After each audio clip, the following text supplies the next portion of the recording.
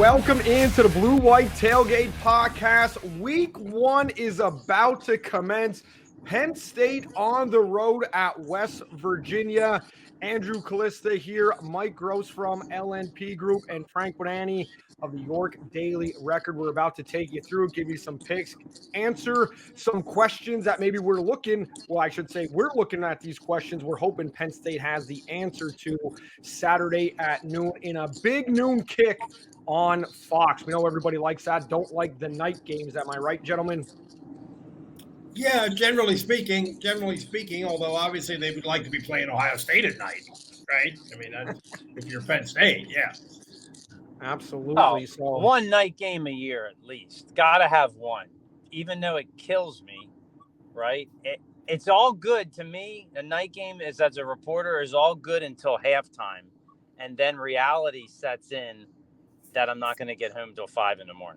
Yeah, it's a long night. That's for sure. Yeah. Some cold pizza delivery from one of the Penn State College staples into the press box. The staple, my friend. As we finish up on deadlines, long after all the adult beverages have been consumed. Yeah, what a nutritious diet you consume on those Penn State football weekends. Those gigantic chocolate chip cookies and cold pizza. And lots of potato salad. Oh yeah, Frank is unique in this regard. I mean, he's just off the charts. Looking forward to the menu, right? You guys looking forward to the menu at West Virginia? Penn State has one that puts out one of the best spreads. They used to serve breakfast for noon games. I'm interested to see what West Virginia has. Yeah, I am too, because I've never been there before. I've never been there for a football game. I got inside information on this. No, not exactly on the food, but the press box. So I spoke with the SID last week, who told me that he will be in the press box by maybe 7 or so in the morning. Wow. So I'm thinking breakfast might be on the table, on the menu. Possibly. We're talking about apparently one of the hottest tickets in recent memory for any event in the state of West Virginia, apparently. What kind of events are we talking about in the state of West Virginia, Mike? I know. I realize that. I realize that, yeah. The most expensive ticket for week 1 of the college football season. I think it's around $230, maybe $250, and that's before the fees on all these third-party sites. There's a lot of excitement. West Virginia hasn't beaten Penn State since 1988. I mean, I wasn't even a pain in my parents' butt yet. I was only 2 years old. So, I'm guessing you were a pain in your parents' butt. I probably would. Just a little bit different than I was when I was in college and then after college and stuff like that. But, a lot of stuff. Talked to a couple West Virginia alumni. They're all geeked. They're making the trip out from the coal regions of Pennsylvania. So, they're very excited for this football game. Penn State last year, 38-15. Of course, Mountaineer fans are upset at that last touchdown, calling it pad in the stats. I say, hey, your backups are in the game. You go and you score the points, especially with the system that's in place now in college football. So a little bit of revenge on the minds there. What do you got? What do you guys think? You know, how's this game going to kind of play out? Don't give me score picks, but kind of give me your feel. Mike, we'll start with you. Kind of give me your feel on how this is gonna go from the walk into the stadium and Coach Franklin's walk around to the end of this one. Let's talk a little bit about that last touchdown from last year, because I think it's kind of interesting. They scored with 6 seconds left. They could have taken a knee very easily, but as you said, Penn State had all their second string on the field, including the quarterback, and West Virginia called 2 timeouts during Penn State's last possession. So obviously they're still competing. I went to Neil Brown's press conference after the game, because, we have to wait forever for Franklin to show up. So I went to his press conference, and he didn't seem mad about it at all. And in fact, he pointed out that, hey, I called timeout twice. I'm trying to compete too. But then at the end of his little spiel, he said, the way I always look at these things is what goes around comes around. And now we hear they're playing this video on the big screen in their indoor facility at practice every day, and they're all fired up about this. Yeah, whatever. Whatever. Come on. It's all Hey, remember when Iowa beat Penn State 2008, last minute kick, right? That was crushing. That actually meant something. So next year, Penn State's got the whiteout against Iowa at home. And what are they doing on the scoreboard before the game? They're playing Daniel Murray's last second field goal, and people just can't even live with themselves again, right? I mean, we heard about that all week about revenge. I mean, they can say it. I don't think it means it's a non-issue. I agree. You could say it. You could score with a Chaz Powell bomb to start the game, but when Adrian Claiborne wants to block a punt and turn the game around, Adrian Claiborne blocks a punt and turns the game around. Wow, you're pulling some names out of the past, big guy. Very impressive. Very impressive. Yes, very much. And by the way, David Jones and I are on the same page. The great David Jones. That was not pass interference on Anthony Scarrato out in Iowa City. Oh, yeah. Defense has a right to play the football, and he was going up making a play. Moving on to an actual game that actually matters and moves stuff before we go down that rabbit hole. What questions are you guys looking to have answered? If you guys want to go back and forth, what are the main questions you want to have Penn State come out and say, check mark, check mark, check mark? Okay, this has to be worked on for maybe week 2 as we get into the Big Ten season. Frank, you're up.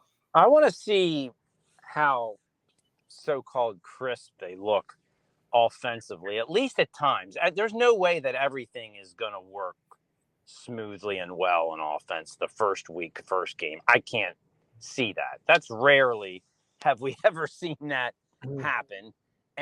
But spurts I want to see. I want to see at least some things in Andy Kotelnicki's offense that says, okay, these guys look like they know what they're doing. There's some motion there. There's some, as Mike said last week, distortion there. It looks like they're on the same page, okay? And that there's hope, because in their worst games last year, they literally, I think, didn't look like they were on the same page at all. It was almost like we're like in the middle of a bad practice session.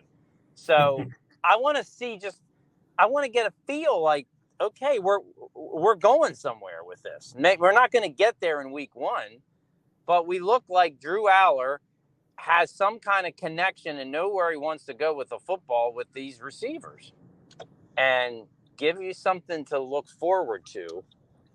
And I want to see the running backs have some room to run at some point. That's my main look here for the that sounds pretty good. I think Drew Aller has elite arm talent, as they say. There's no question about that, even by NFL standards, I think. So is his approach to the game going to match that arm talent? Because most guys who can sling it the way he can are gunslingers, are super aggressive. And is he going to change from overly cautious game manager to a guy who rips it into tight spots? And that may have more to do with the wide receiver position than it has to do with Drew Aller. But I think that's really the big issue. There's a lot of little things just because they have holes to fill, offensive tackle, center, but that's the big issue in terms of Penn State getting to the step where they're a little bit at a cut above what they've been the last couple of years. Gunslinger reference. I'm going to get Matt McGloin on the phone here. Matt, we'd like you to join the BlueWhite Tailgate Pawcast here. That will happen in the future. But no, you're Mike. I'm going to completely agree with you on that. And Frank, you hit on my 2 questions that I want to see Penn State answer. But like for Drew Aller, I think, 3rd year in the program, got to get the ball, got to hit his back step. And in this offense, ball's got to be delivered on time to the receivers. I'd like to see him throw open a couple of these receivers, especially Julian Fleming, allow him to use his body to go up there, protect the football and go and pull one down. I'd like to see that. One thing for me on the sharpness, on Frank's point, I think part of being sharp is they have to demonstrate the ability to throw the ball deep. because I think if they go through the pre-Big Ten conference schedule here and they don't demonstrate that ability, I think it's just going to signal to a lot of people in the conference that are going to walk some more guys up in the box and things like that later on. So I want to see them come out and be able to throw it deep on time with Drew hitting his back foot. And I'd like to see offensively the O-line. I know we talked about last year they should have been able to dominate at times.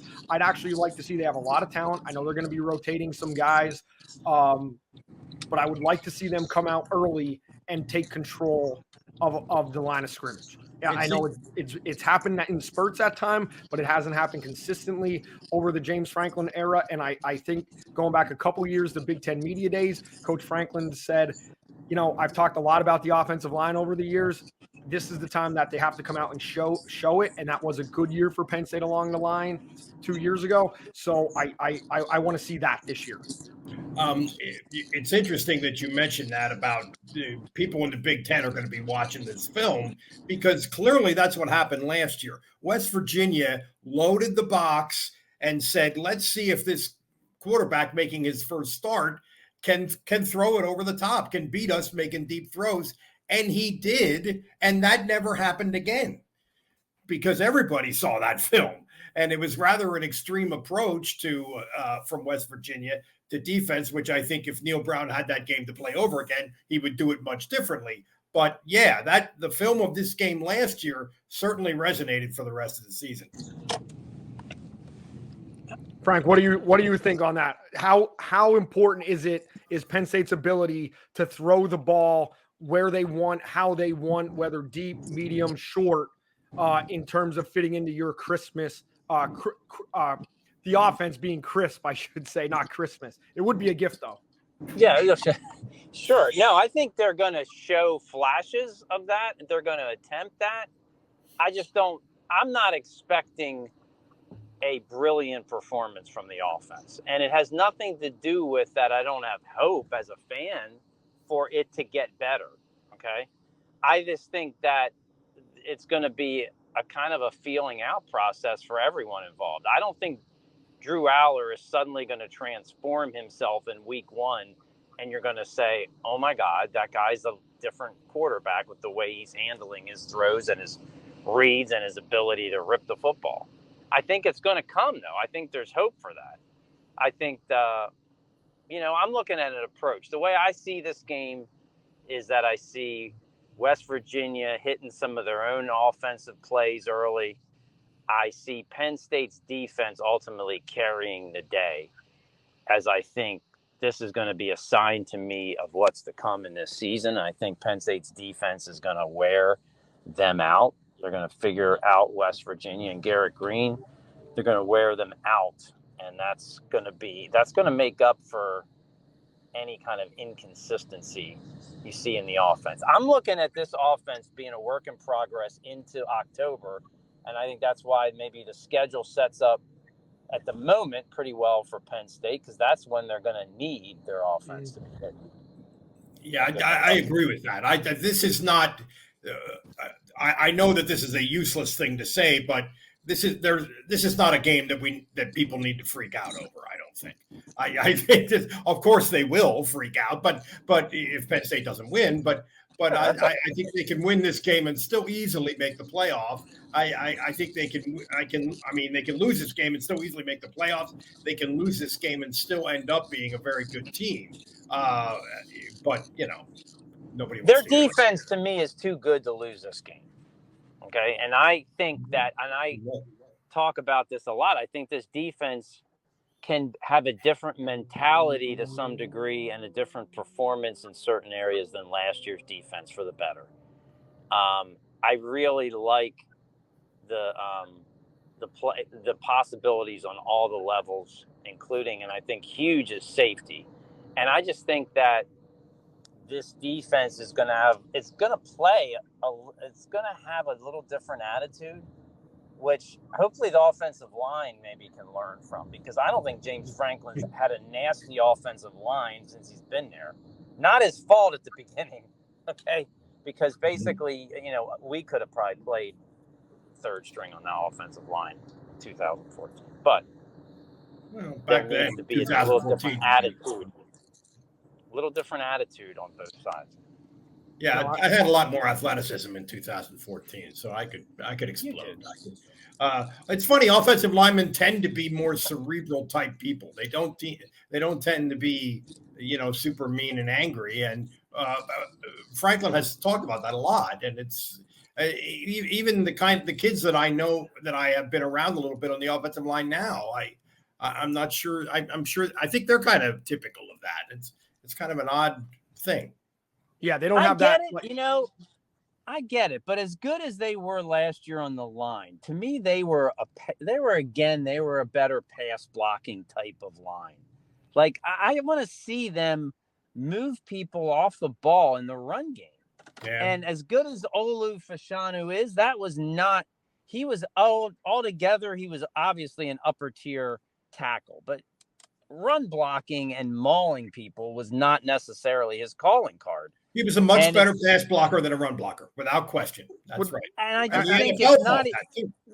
Yeah, technique-wise, probably he was really good at all of it, right? But to me, there's a mentality, and I think it showed up in their biggest games that they still didn't quite have that. So we're not going to know this, I don't think, against West Virginia at all. But, I mean, the development of the line, the development of Drew Allen, the development of the offense, you say that every year, but under this coordinator, this is a step to me.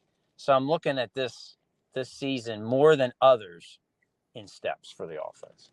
You guys talk about mauling and having that attitude along the offensive line.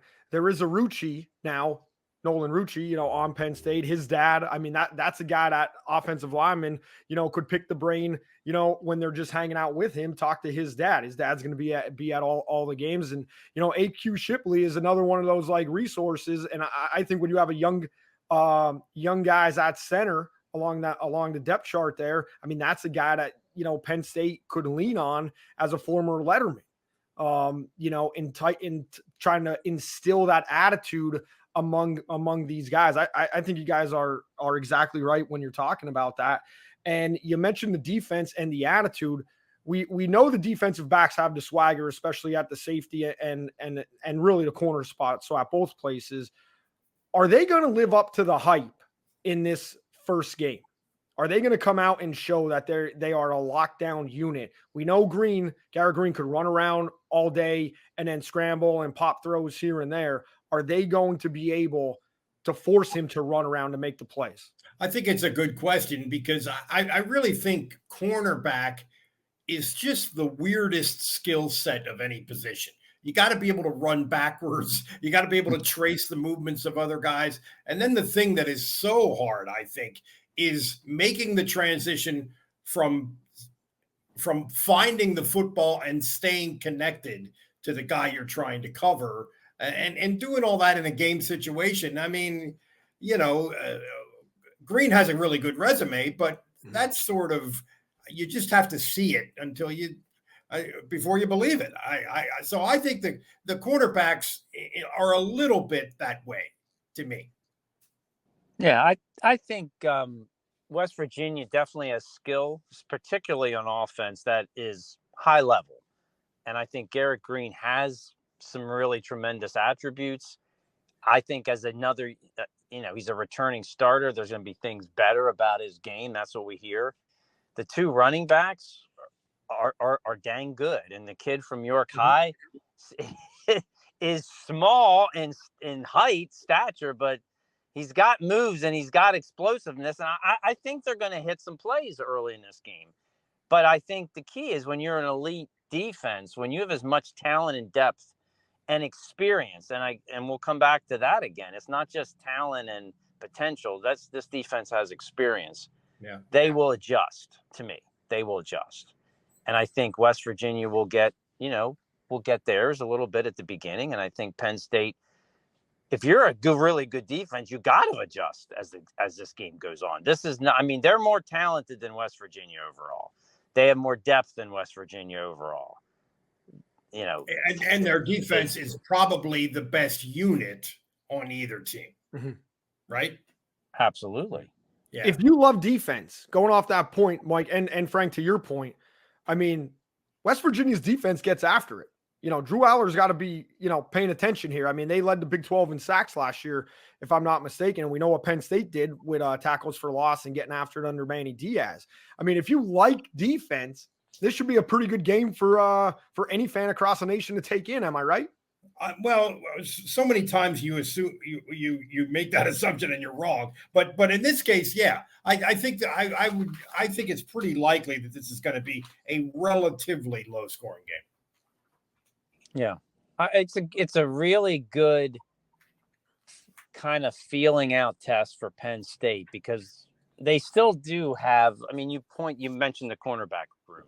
I love the cornerback room, but you have guys that are still new starters, at least at Penn State, and so I think there's going to be a little adjustment there, but the talent is there, and I think it'll be quick. I think the adjustment will be quick. I think. Everybody talked about Tony Rojas at linebacker last year, but okay, this is really his year. Mm-hmm. So I think he's going to be able to show you pretty fast that the kind of talent he has. So I think there's a lot of parts that are rising in the right direction. Just give it a little bit of time. I mean, look at Penn State's history on season opening road games. Okay. Everyone has been a harrowing, death-defying experience under James Franklin, win or lose. And I think part of it is because you play a decent opponent in the first game in any way, you're trying to figure yourself out at the same time that you're playing them, and things don't always go the way you plan, right? I mean, Penn State survived a couple of them and lost a few others, and I think you're going to see a little bit of that in the beginning of this game, but I think this will, I don't think the fourth quarter is going to be sitting on the edge of your seat this time, at least. Wow. Frank's very confident in this team. Yeah. Well, just say it. And we should point out, people sort of have this image of Penn State that they don't play anybody early. This is the sixth year in a row that they've played a legitimate opponent. I'm not talking about Georgia, but a legitimate opponent in week one. And some of them, like this one, have been on the road. And that crazy ending at Indiana a couple of years ago, notwithstanding, they've done pretty well in those games. And the other thing is West Virginia, we're looking at West Virginia. Hey, they had 9 wins last year. Their quarterback's back. They're going to be good. I mean, they had a first-team All-American center last year. He's gone. They have 6 starters missing, or they have 5 starters back, let's say it that way, on defense. They've lost some pieces. Penn State, I think, might be, in terms of sheer talent, might be farther ahead of West Virginia than they were a year ago. They're picked middle of the pack, Big 12. Not a lot of people putting confidence in that 9-4 because they escaped with some games last year against not, great competition. So, but they also had a ridiculous loss on a Hail Mary in the last play of the game against Houston. I think it was 41-39, and they did play well at the end of the year, and they won their bowl game. And so I mean, it's definitely a rising tide right there. Yeah. So you guys talked about crazy road games and stuff like that. You guys have seen a lot of Penn State games in person. So give me a favorite road story covering the Nittany Lions for you guys. And if it's out of opening week or the first road game of the season, we'll take it. Touche to you guys for pulling that one out. So, well, see, so many of my stories in this realm will be sort of created by Frank with his culinary brilliance. So I think Frank should lead off on this one. Okay. Well, there's so many to tell, right? But I like some of the experiences that fans would not know, right? That happen after the game is over, right? So things that you wouldn't know, like everybody goes out, they tailgate, they go home, and we're still stuck in the stadium interviewing people and writing stories. So I'll go back to 2016 at Rutgers, okay? Every potential possibility of weather existed on that day in November, from sunshine to wind to sleet to thunderstorms. And then when we walk out of the press conference, it's a night game, so it's like midnight. It's snowing like crazy. And I have to do a stand-up with a photographer, a video. There's nobody there, and it's snowing like crazy. and I'm trying to talk in this empty field to the photographer, and all of a sudden he like gets this crazy look in his eye. Like he stops. I'm like, what is going on? James Franklin is behind me, photobombing me as we're trying to do this video. And I'm thinking, this is great, right? And then 2 hours later, we go out to the car and there's 3 inches of snow on the car. And we're in New Jersey and we got to drive home to York. And it's in November. There's no like ice scraper or thing to scrape the car off. We're just scraping it off with your hands, right? At 2 a.m. So that's some good stuff. Oh, and another quick one, Mike, is I remember, was it Bill O'Brien's last game, maybe at Penn State, at Wisconsin? And we're trying to write on deadline. All of a sudden, alarms start going off in the stadium. I forgot about that. Yeah. Fire alarms, smoke alarms. I don't know. I mean, this is like stadium loud alarms, right? Yeah, I forgot about that. Yeah, and you couldn't stop them. I don't know. We thought the place might be burning down on us. Camp Randall was possibly on its last leg at that time. The fabled Camp Randall Stadium. You're right. You just got me thinking about stuff that happened after the game ends. And first of all, that night at Rutgers, I mean, it was scary to walk down the bleachers from the press box to get down to the interviews. It was the steps were ice covered. You're right. That was a really long night. And then that reminds me of, this was at Indiana. I don't know how long ago it was. I can't believe that night at Rutgers was 2016. It was that long ago, where we had the Penn Live photographer, Joe Hermit. He's the last one to leave the photo room. And there's a fence sort of inside the inner bowl of the stadium. The photo room is inside the fence. The press box and the press box elevator is outside the fence. Joe Hermit can't get out of the stadium. So we're all there piling garbage cans on top of garbage cans, trying to hoist him out of the stadium. How did we finally do that, Frank? I don't even remember. I think I just took one arm and finally lifted the man up. No. Yeah, Joe is not a huge human being, okay? No, he's not. Yeah, that's true. He has a photo, I think, of him getting on top of cans, scaling the fence. I know the former WTAJ sportscaster, Jacob Calker.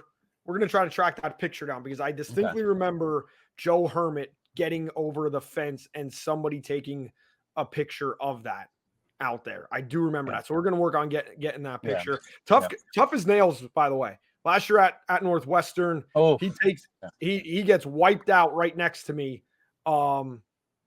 Tough as nails. I'm like, Joe, you're bleeding. He's like, oh, that looks bad.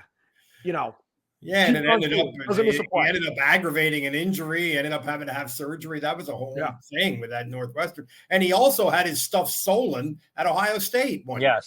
Yeah, when the fans ended up storming I think that might have been that 39-38 game when Barkley played, and the fans stormed the field, and he recovered it. He kind of became a detective and solved the crime and recovered all his camera stuff. Incredible. I got no great stories for away games that live up to that what you guys said. Now, as a fan, when I was younger, I have plenty of stories, but I can't tell those out here. Andrew, it's the Rose Bowl, and back to 16. You without me and Mark Wogenrich, how could you ever be sitting in a Filipino restaurant, drinking a pineapple beer? Leading up to that game, that wouldn't have ever. Mike kind of stole the culinary expertise that you have. I mean, that was a great trip. I'm like, I'm going out with these guys on the beat, boss. I'll see you later. And there we are. We're ending up at a Filipino restaurant. I was eating some barbecue that I never thought I would eat, having some Hawaiian beer. It was good. Right down from the LA downtown hotel. Obviously was a great time. I'll just go on with this. My worst experience is the Purdue away press facilities for after a game. We know Jim Harbaugh's talked about it. That opening game, And you guys alluded to it. It was like a nightmare for Penn State fans. They're up and then they're down. And then Sean Clifford, hits the big play at the end of the game. But you go in there, it's hot, it's humid outside, and you're just dripping sweat. And then there's like 100 people in the press room. That's no bigger than, a bedroom in a normal size home. It's like, and you're just stepping on top of one another, trying to get an angle as a videographer and a photographer. You guys are sitting down, piled alongside a tent. There's no air flowing. Yeah, that's an experience. If you're a young person out of school, that should be required to go into that media room, because that'll cut your teeth. You become like a vet real quick out there at that one.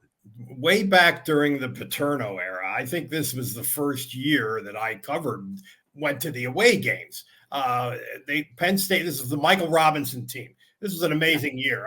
There's 100 memories for me for that whole year. But anyway, they won late at Northwestern thanks to some heroics from Michael Robinson. So after the game, Northwestern, the interview situation on road games is often all over the place. Sometimes it's brutal. Northwestern, which already has an ancient sort of concrete stadium, which they're building a new one. But anyway, they affixed a tent to the outer edge of the stadium. They have fixed a tent, and that's where we're going to talk to Joe Paterno, who at this point is in his 80s. He had a cold. Fans are streaming down the bleachers and leaving beside us, all around us. So it's a cacophony. And Joe Paterno had a cold. He couldn't hear us. We couldn't hear him. Our buddy Neil Gahagan from the Westchester paper sat in front of Joe and virtually stuck his tape recorder in Joe's mouth. And we still couldn't hear anything he was saying. And then for me, anyway, what I remember about that is I ended up talking to Michael Robinson and his mother, and he's quoting Frederick Douglass, and he saved the story because he gave us a lot to write about. But Joe, oh my God, trying to decipher Joe under that cacophony that's a really vivid memory. Absolutely. That's a great story. That's a great story. It really is. All right. Who has more pressure for Penn State fans come Sunday morning? Who's going to be under more pressure? James Franklin, Tom Allen, or Andy Kotelnicki? Oh, I think it's always James Franklin, because he is responsible for Kotelnicki and Allen. I mean, I just think when we talk about pressure, we're talking about perception. We're talking about public perception, and that's just Franklin. If this goes bad, Franklin is a little bit under the gun. I'm certainly not suggesting that his job is in jeopardy, but yeah, it's sort of automatic Franklin, I think. Well, it's going to be James Franklin unless they win the game 40-10. So yeah, I mean, people are not going to be impressed by a whole lot. I mean, Penn State's going to have to steamroll West Virginia for people to be impressed and knock it on this. And that's going to be hard to do. Right. And I'm not expecting that to happen. And I don't think it has to happen, or it means anything really. I mean, about where they're headed in the season. But yeah, I don't either. I agree 100% with that. Yeah. But until he wins 11 games in a regular season, or they go to the playoff, you're going to have this reaction. I mean, there's not going to be much that's enough. I think if you do this job and get paid $8 or $9 million a year, you have to wrap your head around and understand it. And that's just the reality of it. I mean, Andy Kotelnicki and Tom Allen are too new, and I mean, they're not lightning rod type of people in any form or fashion at this point. So yeah, it's all James Franklin. All right, I'm going to disagree with you guys. I agree with everything Frank said. I agree with everything Mike said. I'm just picking a different person, just because I think Andy Kotelnicki has more pressure, because I think it was a home run hire. I think a lot of people out there think it was a home run hire. And I'm always not on board with everything. I mean, we documented it last week. I wasn't on board. People who know me, going back to the Mike Yursich hire and even the first half of Wisconsin that year and stuff like that.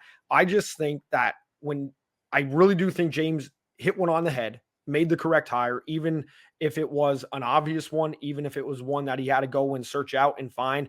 I just think him coming in, I hope he has, it's his offense. I hope it's not this blend that we've heard about in the past with different coordinators and things like that.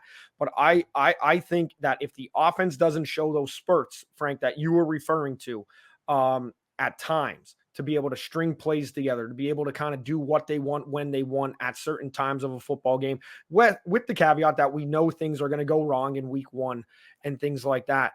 I think that there's going to be a little bit of a freak out come Sunday morning about here we go again on the offensive coordinator. Now, you guys are both right. That does translate to James Franklin, but I think I'm just going with the immediate reaction of people. Now, I have faith that that's not going to happen because I do think Penn State's going to play well in this football game, not dominate, much along the same lines as you guys will, and you'll see that in my score pick, but that's just how I feel it's going to go. Well, Kolnicky absolutely has more pressure than Allen, I think, because the defense has so much talent, A, and B, because people love to freak out about play calling, and he's going to be doing the play calling. That's just people love to freak out about that, and also there's a wait and see attitude. I am so struck. I think here's what I think is an interesting storyline. I am so struck with the extent to which late last year Penn State coaches, Franklin and his assistants, the way they, if you read between the lines of so many things they said, they threw Mike Yurcich under the bus. I mean, they really did. How many times have you heard, well, we got to start getting the ball in the right people's hands and we got to start, I thought that was as blatant as I've ever seen it. And so now this guy comes in, okay, let's see what you got. I think there's an element of that with Kolnicky. Yeah, I think it's shows you the frustration that they had last year. And to me, it shows you, I don't think James Franklin is going to be trying to take over the offense in part from Andy Kotelnicki, because why would you hire the guy when you need something? You could tell James was frustrated last year, like as if what they wanted wasn't getting done. Yeah. So he wants somebody that can elevate their situation. Kotelnicki, to him's the right guy, so he's going to let him go with what he's got. He let Moorhead go, I think, right? Yes, exactly. And that didn't start. I mean, that was bumpy at the beginning. I mean, really, it was. That's true. Until they turned out that they were going to have Trace McSorley really run the football, which was in the Minnesota game to me, which was about 4 games or 5 into the season. That offense was, it took time. But that was nothing against, Joe Moorhead necessarily. Right. But it took some time. And I think this seems to be that type of hire to people.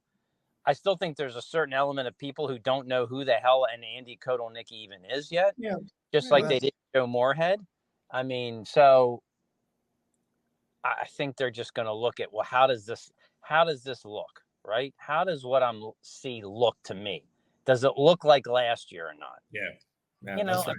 I agree. That's the thing. I loved Moorhead's system, but think about first of all, Trace McSorley blew up and nobody really saw that coming. They had Saquon Barkley, maybe the best player in college football or about to become that. And they had so much success that year with throwing the ball up in the air and wide receiver winning 50-50 balls. Yep. Which is not really X and O, and that's just kids winning, athletically winning. I love Moorhead. I'm not trying to downplay Moorhead, but think about the elements that he had in place that were pretty significant.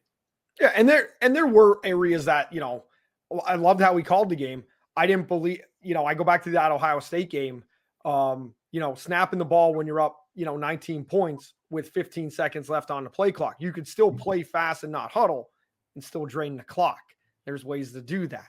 And Frank, you brought up the Minnesota game. One of my most underrated moments of Trace McSorley, 4th down completion to Chris Godwin on the drive that tied the game. If that play doesn't happen in Penn State's history, we're talking about a whole different era of James Franklin. We're talking about a whole different perception. We might not be talking about James Franklin. People remember the Saquon Barkley run and jump into the end zone in overtime and a lot of other plays. That play to Chris Godwin that play that he made. And Mike, you talked about it. Josh Gaddis used to always say, well, we don't view those balls as 50-50 when we chuck it deep. So he said chuck it deep well before a reporter said chuck it deep last year. And he said it to me in a question out by the goalpost. So, yeah.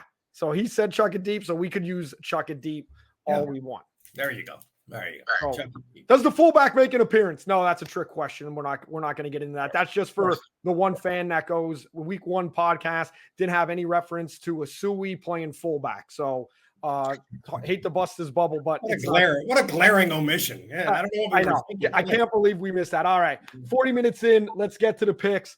Who wants to go first? I defer to my elders on the Penn State beat, more experienced colleagues. Well, there's nobody older than me, so I'll go first. I've got.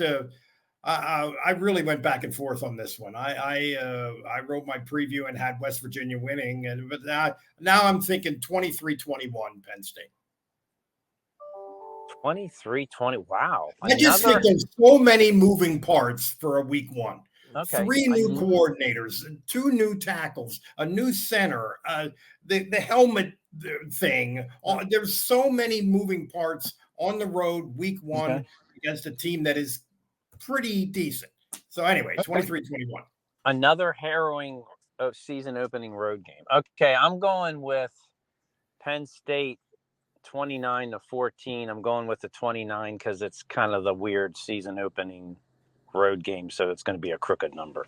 I think Penn State and West Virginia, I mean, like I've said a few times, I think West Virginia hits some plays early, scores a couple of touchdowns, but Penn State's defense takes over in the second half, and West Virginia doesn't have any answers. I think it's an anticlimactic fourth quarter, and Penn State gets out with a up and down offensively, but overall solid win. Guys, I'm with you. I've gone back and forth a couple times on it, and I settled on it about 4:00 this afternoon, and I'm thinking 27-20 Penn State, and I see West Virginia coming out, a little bit of Mountaineers on fire, John Denver rocking, taking them home, start the year, and then with those new moving parts that you referenced, Mike, Penn State kind of finds the groove. Defense settles in, offense tries to put, is starting to put some plays together. They pull out for a lead. It's a comfortable lead. And what happens now is West Virginia tacks one on late to make it seem closer than what it was, a la Penn State and Ohio State last year. A la Penn State and West Virginia last year. Or Penn State and West Virginia last year, Frank has them covering the spread. For people who are interested in this, it's 8.5. Andrew and I do not. And remember that touchdown with 6 seconds left last year allowed Penn State to cover the spread. Right. Just FYI. It was 20.5, and they won by 23 with those extra points by York County's own Bo Prabula. Yes. Okay, so one of the kind of the side note questions is Bo Prabula actually playing when the game is still in doubt. I think that's going to happen. So I expect, as a side bet kind of note, at least one wacky, crazy play involving Bo Prabula on Saturday, and not in the final 3 minutes. Boom. And if that happens, or even more, you could have renamed this the York County Classic, because Jaheim White is going to get the ball a good bit for the Mountaineers.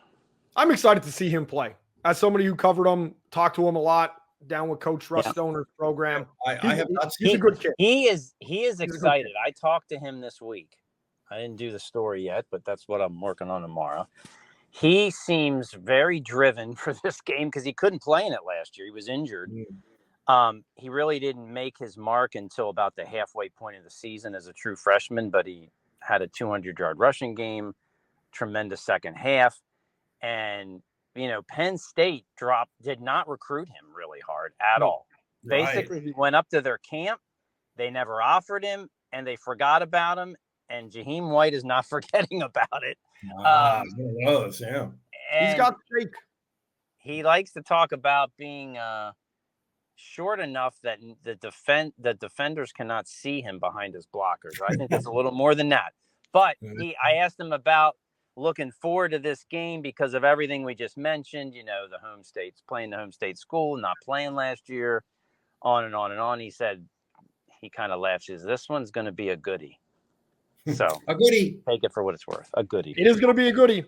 Week That's 1 Penn State football season. It's going to be a goodie. Yeah. All right. That does it for us. Penn State, West Virginia preview here on the Blue White Tailgate Podcast. We'll see you. We all got the Nittany Lions 1-0 going into week 2. We all got there in different ways. As long as Penn State gets there, the freakouts on Sunday morning and questions in week 2 should remain at a minimal level. God bless us if it doesn't happen. So we'll see you next week, guys. See you, fellas. All the best.